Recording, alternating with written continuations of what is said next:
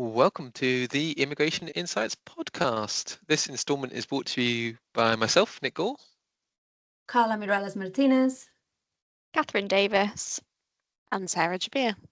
and we are all of Carter Thomas Solicitors. In each episode, we discuss the latest news and developments in UK immigration law, brought to you by a leading specialist immigration law firm. This is our first episode, so please do stay tuned and subscribe and comment, as this is hopefully the start of our very prosperous podcast career. Immigration is always in the news, and 2024 was no exception, with a huge number of changes to various immigration routes and the announcement that in the year ending June 2024, net migration was 728,000. Today, we'll be doing a whistle-stop tour of a few of the key changes in immigration law that we've seen in the past 12 months, and we'll be thinking about what the next 12 months has to bring. So 2024 kicked off in true Home Office style with some really significant fee increases. Cathryn, would you like to explain a little more about that? Yes, absolutely. So there have been complaints, obviously, for many years now that the UK's immigration application fees are becoming prohibitively high, and that the UK's application fees are amongst some of the highest in the world, in fact. But despite this, they just continue to keep rising. So in October 2023, immigration fees rose significantly, and this trend continued through 2024. So we saw increases to skilled worker fees, visit visa fees, passport application fees, the citizenship ceremony fee, and amongst that was a 20% increase for permission to stay applications, which went from £1,048 to £1,258.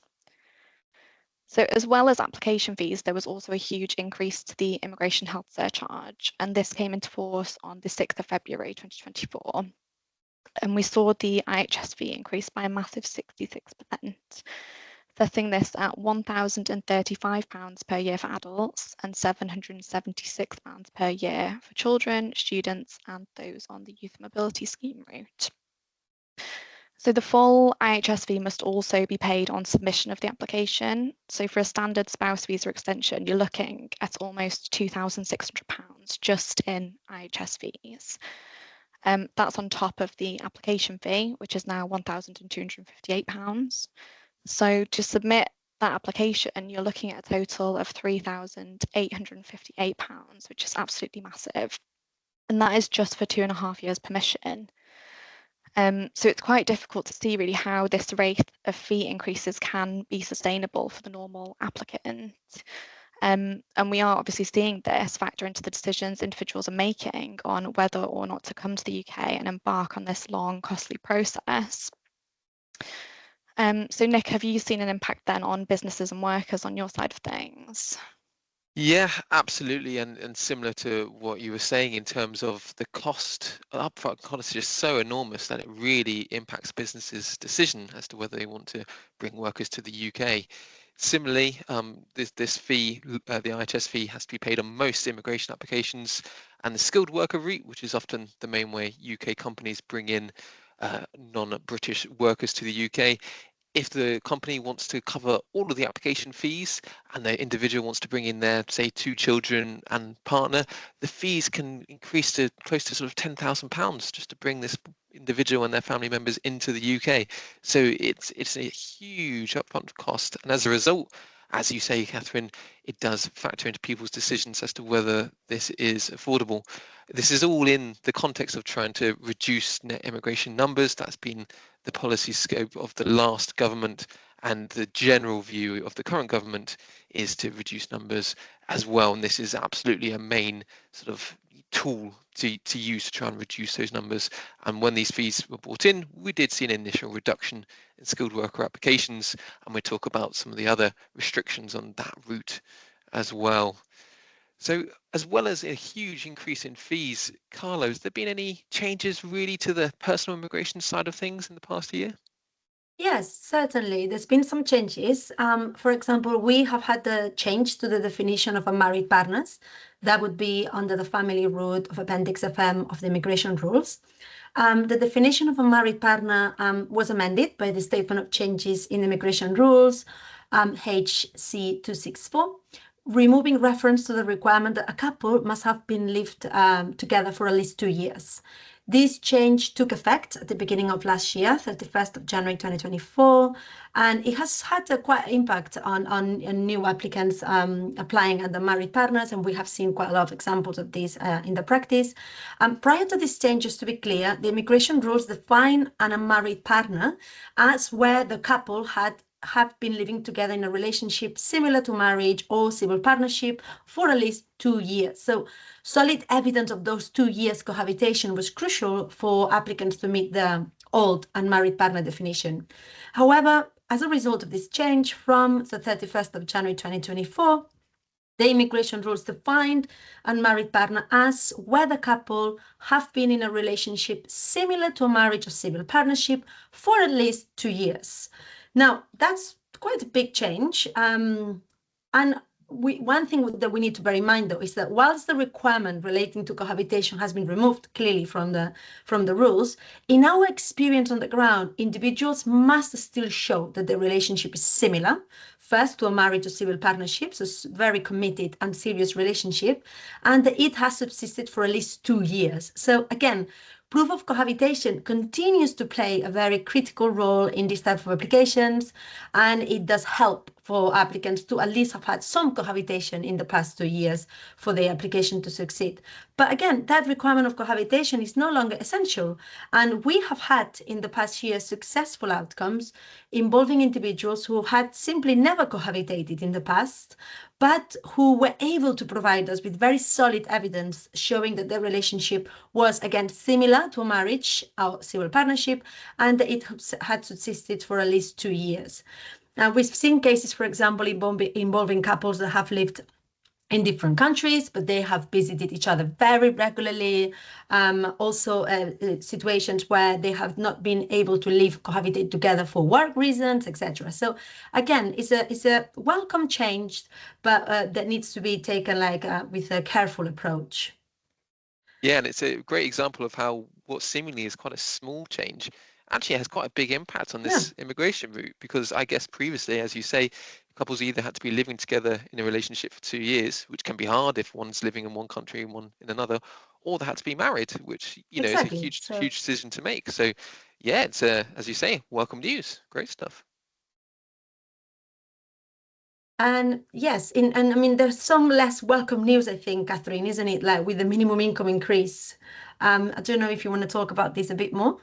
Yeah, absolutely. So yeah, in terms of the minimum income increase, this was a much more substantial change that we've seen kind of affecting applicants across the board now.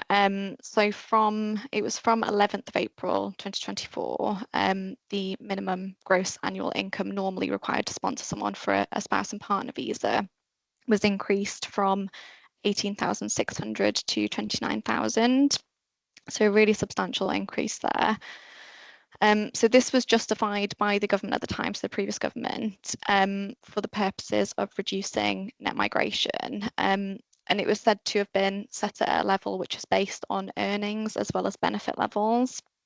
However, a Home Office policy paper also estimated that between 40 and 50% of the UK's working population would be unable to qualify for a family visa with the 29,000 threshold based on earnings alone, which obviously raises really serious questions about how fair this is and the impact this will have on families. So there were also plans under the previous government to increase this further. So firstly to 34,500 and then again to 38,700 by early 2025.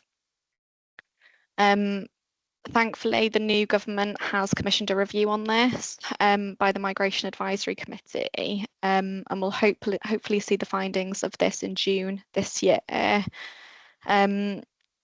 But we would kind of hope to see that as a result, the current threshold is lowered at the very least, although that is probably unlikely, and that the further increases do not take effect, so that more applicants obviously are not impacted by this as it gets higher.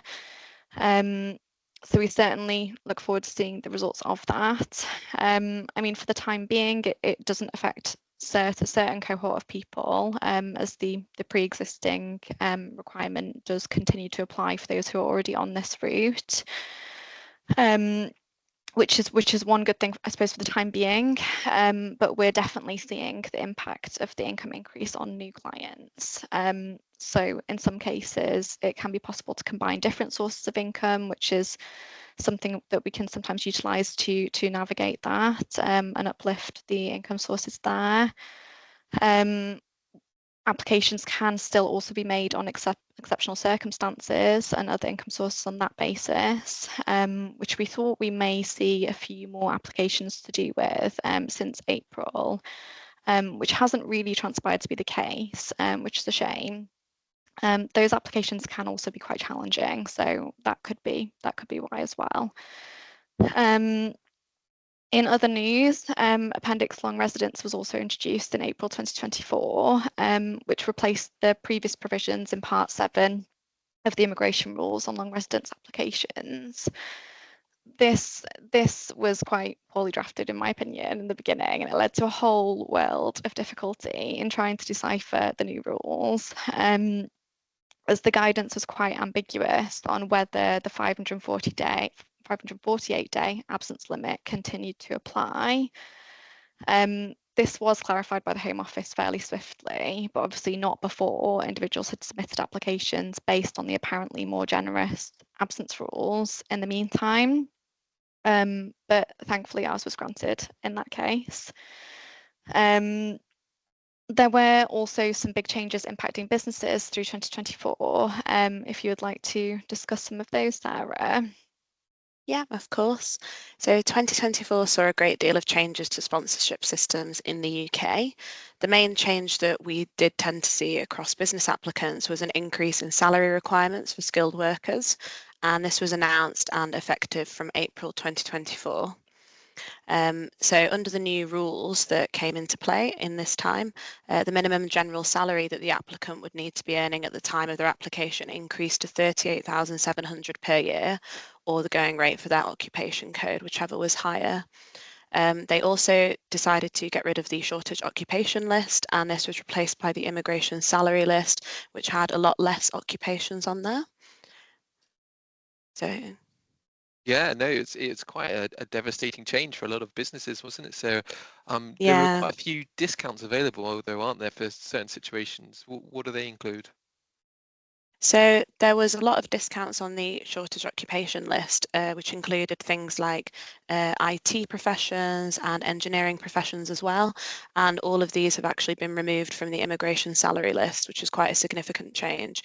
So there's still discounts for new entrants and for people that were already on the skilled worker route prior to the changes. So when they extend and apply for ILR, they should still be decided on the previous salary requirements. But there was a great deal of changes, and I think that reduced a lot of the applicants as well. Yeah, absolutely.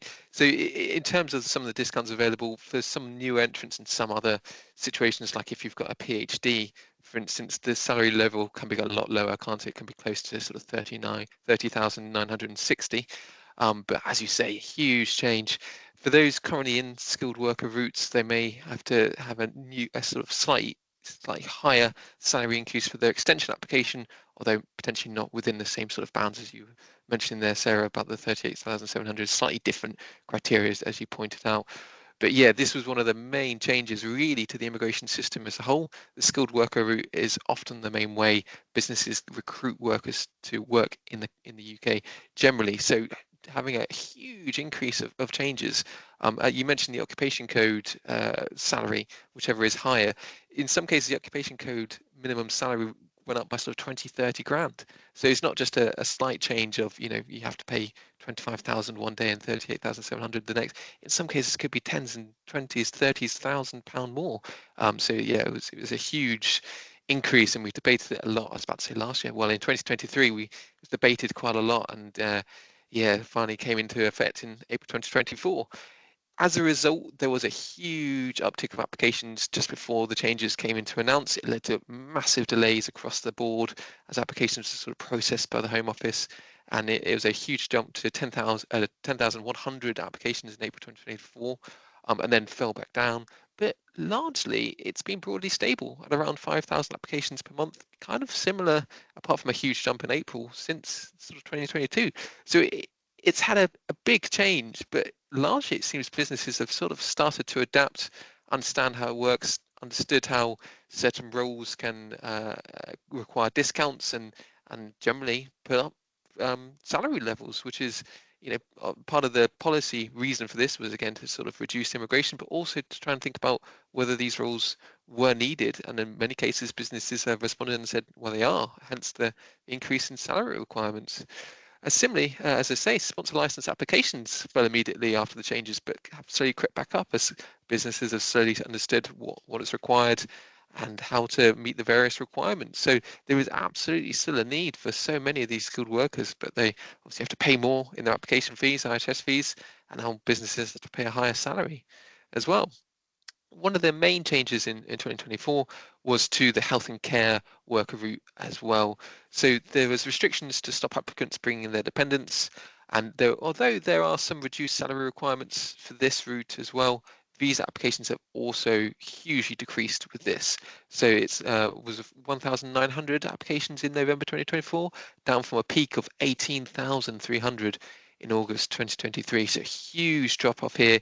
Unlike the skilled worker route, which is somewhat stabilized, this has completely fallen off. The health and care worker route completely reduced to various numbers, and is a main reason for a huge reduction in the route since this year. As a result of partly some of these changes and other various policy ideas, there's been a huge increase in compliance action as well.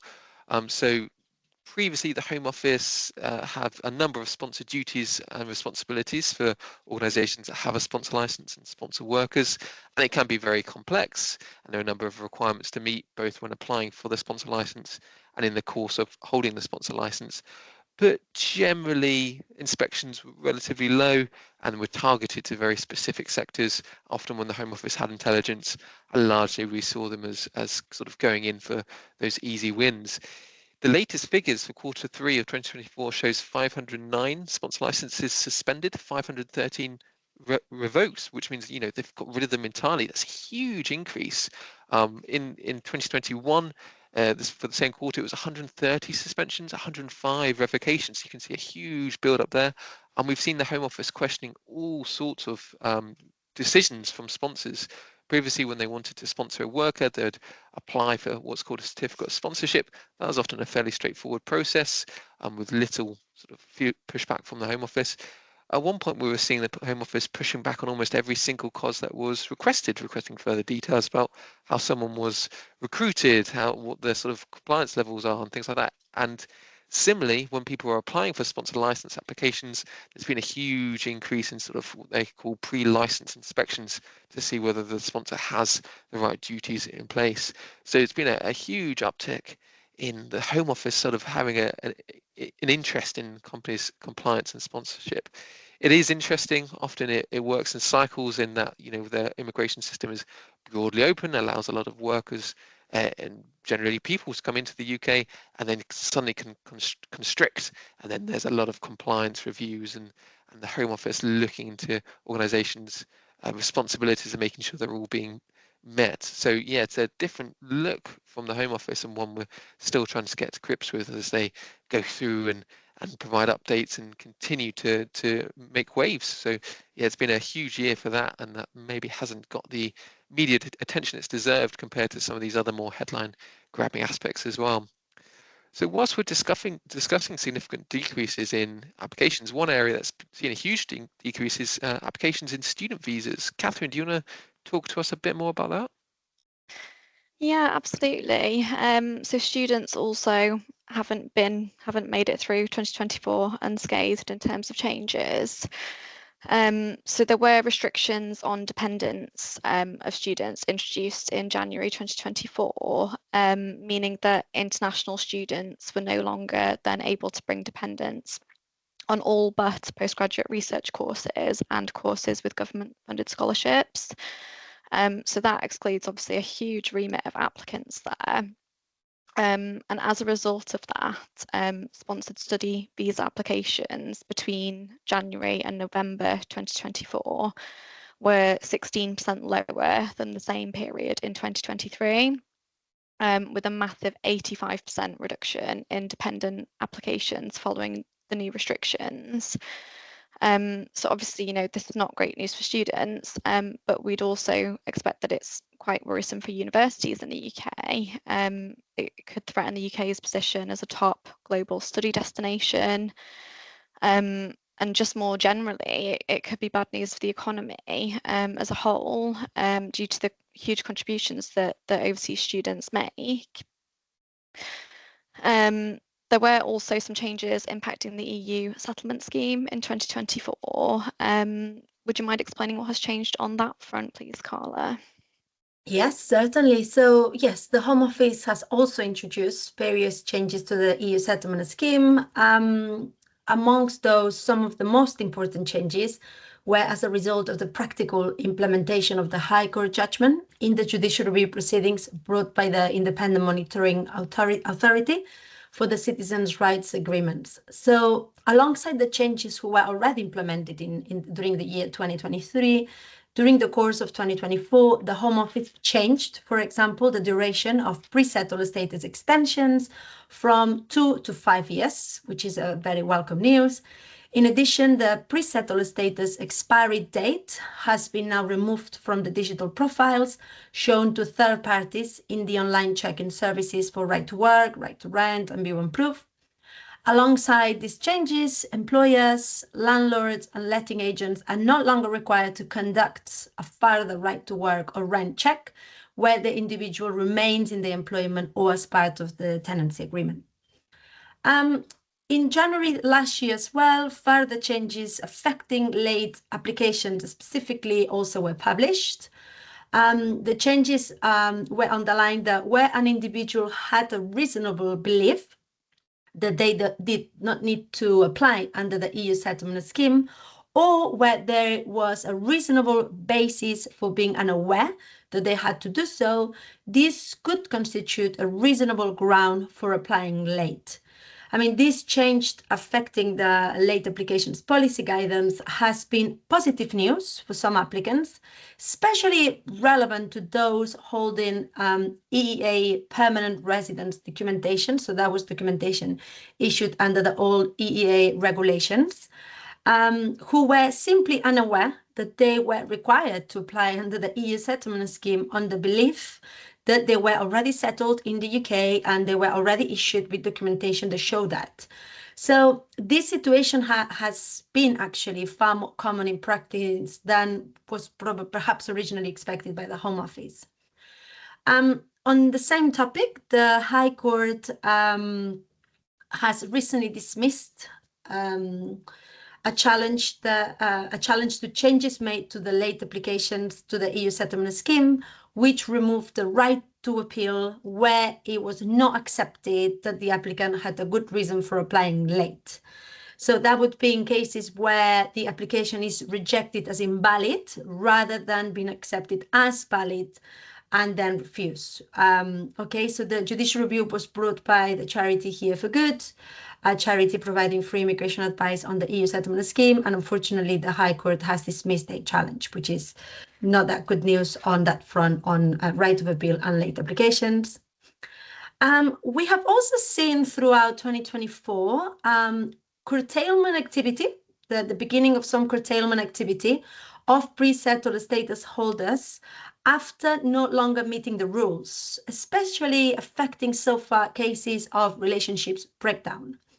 So as a result of this and different case studies that we've seen in the firm, and other firms also have encountered these kind of situations, in November last year, ILPA, the Immigration Law Practitioners Association, and the charity 3 Million, along with 42 co-signatories, brought to the Immigration Minister and Home Secretary expressing concerns over this Home Office policy to cancel leave in these circumstances of relationship breakdown.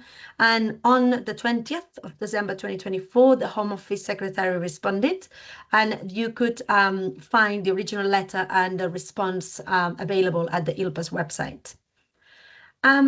Also, interestingly, the Independent Monitoring Authority has also done a call for clarification from the Home Office after receiving information that citizens who hold a valid certificate of application, or COA, are having issues at the UK border control, including being denied entry to the UK or are subject to removal directions in some situations. These include scenarios where those applicants have administrative reviews pending. And I can say that this is absolutely happening on the ground. We had cases like that. We have specifically one case of someone who lodged an administrative review almost 2 years ago. Is still pending. She was living in the UK before 31st of December 2020. And in her case, she has had also been having issues at the UK border control, and that's been very, very distressing for her. So it's good that the Independent Monitoring Authority has picked that up and is, doing this call for clarification with the Home Office, because it's very concerning. Overall, on the USS, there's also still a great deal of confusion amongst some applicants over the eligibility for settled status where there are absences, so too many absences that could affect the continuity of the residence, and also in light of the automatic extensions that somehow can make people confused about when they a continuous residence period started and what is the law applicable to them. So it's important to know in this regard that an extension of pre-settled status does not in any way alter the rules on continuity of residence. So if continuous residence in the UK has been broken, then they may no longer meet the eligibility criteria for such a status, even if an individual has been granted an extension of 2 or now 5 years by the Home Office. And so, yeah, it's interesting as well on that front on trying to kind of like clarify and provide more clarity on this potential confusion. There's also the Independent Monitoring Authority has also published guidance onto how to understand this confusion, and is also available on their website. Great, thank you. Oh, sorry, carry on, Carla. No, that's fine. No, that's all in the EU settlement scheme, but I'm sure there's going to be many more changes coming in 2025. I was going to say, I can't believe it's nearly been, next year will be what, 10 years since the referendum, and it's now what, 5 years since we left the EU, and this is still a hugely developing area of law. Yeah, so we'll definitely come back and pick your brains on future episodes on both the EU settlement scheme in detail, and also sort of what the next steps are. But another thing that's really happened in 2024 is the eVisa scheme. So this is almost sort of separate, almost from immigration applications, to how immigration actually works on the ground. So Sarah, what are eVisas? What's been happening in the past year? So 2024 has definitely shown what the Home Office have wanted to call the digitalisation of the UK immigration system. So it's where any physical visa documents, such as biometric residence permits, which are BRPs, or biometric residence cards, BRCs, vignette passport stickers, and other passport endorsements, they wanted them to be replaced by an electronic visa, which is an eVisa. So this should demonstrate the individual's immigration status online, and it's something that they were trying to implement throughout 2024. So we saw kind of earlier on in 2024, some visa routes, such as the graduate route, were already being kind of given eVisas from the start, whereas the rest of them were kind of actually implemented throughout the rest of 2024 and the start of 2025 as well. So because of this, on biometric residence permits, BRPs, most of the expiry dates were the 31st of December 2024. So this led to quite a lot of people getting confused, and even with people who had indefinite leave to remain, ILR, thinking that their indefinite leave to remain could expire at the end of 2024, which obviously was not the case, but was not necessarily communicated to people as well as it should have been. Yeah, I was going to say on that, because they had a similar sort of process for advertising the EUSS scheme, which I thought was relatively effective. But I think I've seen one advert for eVisas. I don't know if anyone's seen anything else at all, but yeah, not at all on my side. It's incredible, isn't it? For a layperson, it's just it's mostly word of mouth. I think it must have travelled by, but yeah, it's been really poor, the advertising campaign from my point of view in any case. Well, they were sending some emails out, weren't they? But they seem to have slowed. And then, people with legacy documents, they won't have any correspondence in relation to that. So It's not Yeah, of ideal. course. So people who, have had leave, like you were saying, or indefinite leave to remain for sometimes multiple decades. So if they were granted indefinite leave to remain in the 80s, for example, we're seeing quite a lot of them with a huge uptick in NTL applications. So that's no time limit applications. So this is an application that you make online, which is for free. And they still have to attend a biometric appointment inside the UK for this, but it's for people who have legacy documents for indefinite leave to remain, so that they can be converted into an eVisa. So obviously a lot of these are in very old letters or expired passports that people have just been carrying around with them when they travel for a long time. So the Home Office has confirmed that legacy documents can actually still be used throughout 2025 because they are valid immigration documents. But there's been a lot of issues with the implementation of eVisas, as, like you were saying, there's not really been that much advertising to do with it, not much communication with individuals. There has been some communication with businesses, so for people that have been on skilled worker visas or are on graduate visas. But even then, there's a lot of communities that are marginalised or, don't necessarily have much communication with other communities that would not have actually received this communication, so wouldn't actually be aware that they need to do anything to convert their legacy document to an eVisa. So there's Yeah, been some issues with that as well.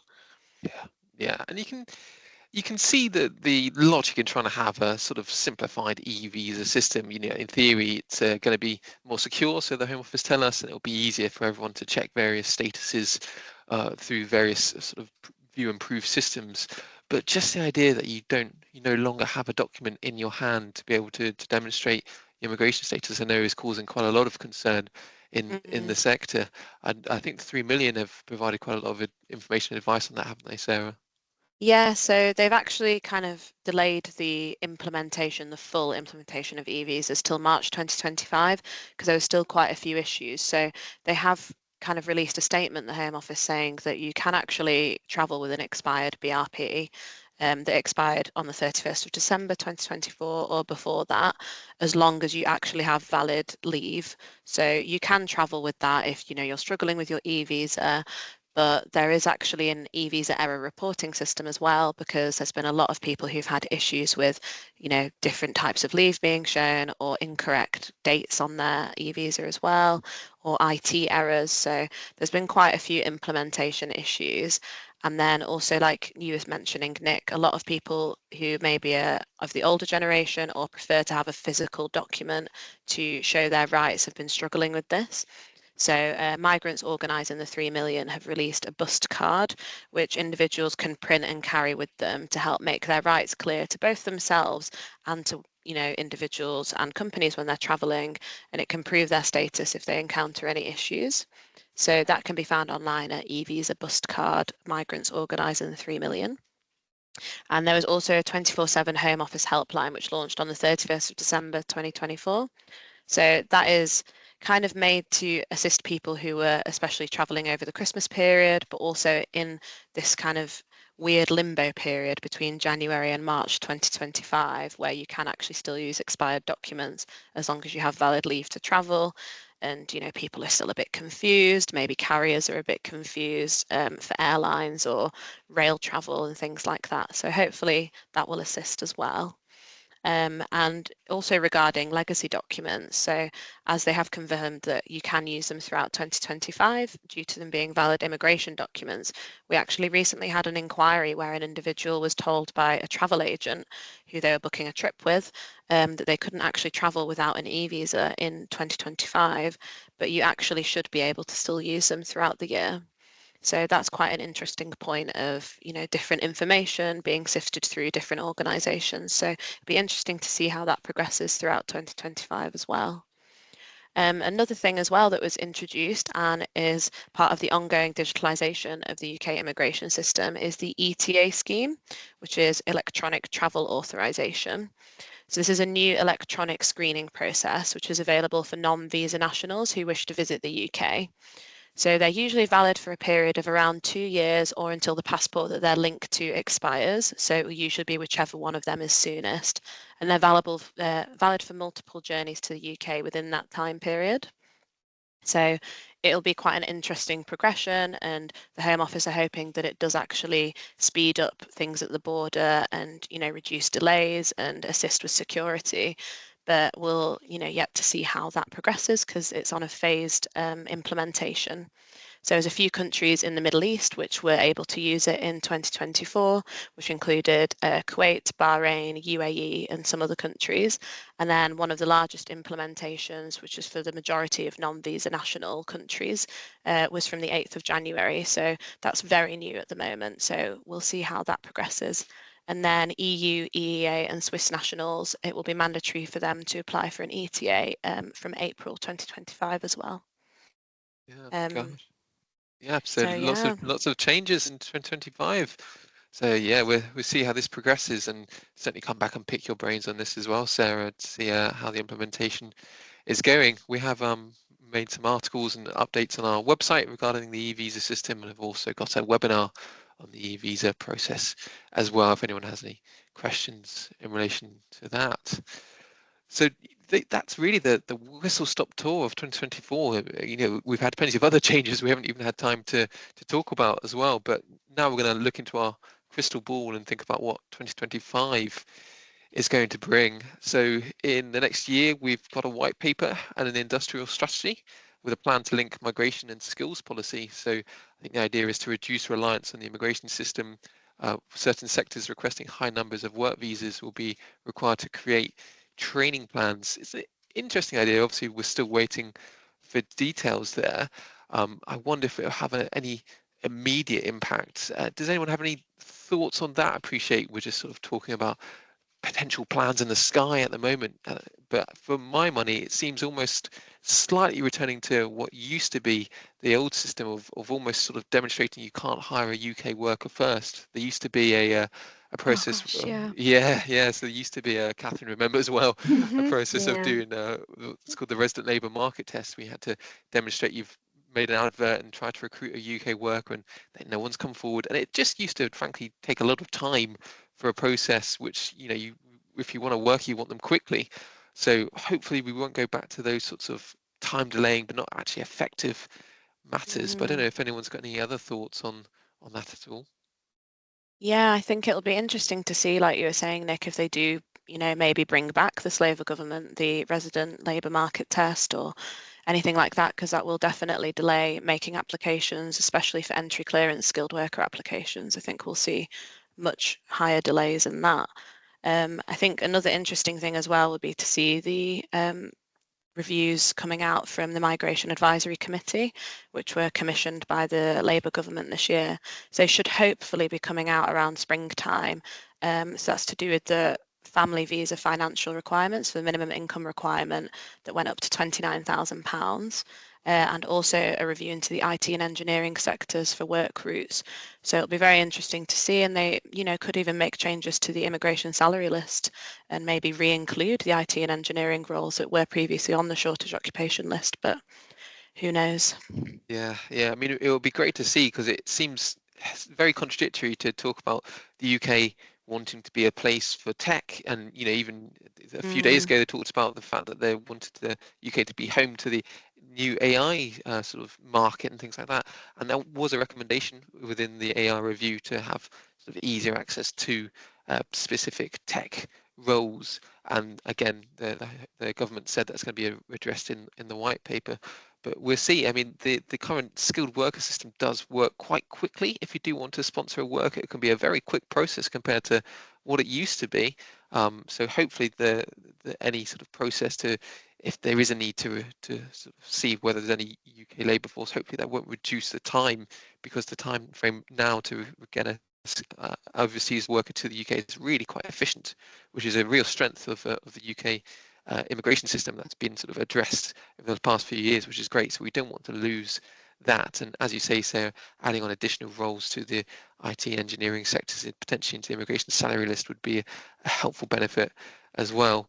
On top of that, hopefully we'll have further clarity on tech applicants applying under the global talent route. So the global talent route is a really flexible immigration route for certain highly skilled individuals or people who are going to be sort of exceptionally promising in their field. And there is a specific route for tech applicants. They first of all have to apply to an organisation called TechNation for what's called an endorsement. They have to meet all sorts of very specific and quite grueling requirements. But in theory, TechNation was going to stop being endorser at the end of 2024. We're now in January. We haven't heard anything yet. There's going to be a new endorsing body, but we don't know who. We don't know when. So hopefully we'll have some clarity of that pretty soon. Hopefully not too long into 2025, which would be great as well. On Has top that of already that, been delayed by a year, Nick, as well, in not relation delayed to tech by. applicants? Yeah, not delayed by a year. They just said, we're going to keep doing it until the end of 2024. They did announce in, I think it was 2023, that they were closing, and then they were sort of Yeah. saved. Yeah, so in a sense, it was delayed the inevitable. But in terms of what's going on now, it's it's really unclear, which has been frustrating.